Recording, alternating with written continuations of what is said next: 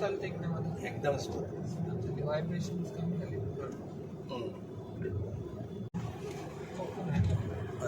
Pickup मध्ये फरक पडले. पिकअप ॲक्सिलेटर कमी लागतंय. कमी ॲक्सिलेटर जास्त.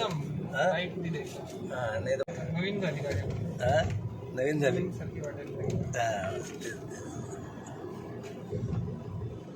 आपलं नाव काय?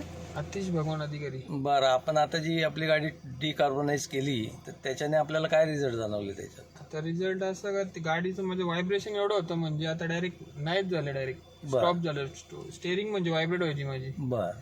आणि पिकअप मध्ये पण फरक पडले. एक्सिलेटर म्हणजे 3वर RPM न्यायचं होते, आता 2 म्हणजे नॉर्मल एक्सिलेट केलं तरी गाडी म्हणजे तेवढ्या स्पीडला जाते. आपलं हे कसं वाटलं डिकार्बोनाइजचं तुम्हाला ट्रीटमेंटचं?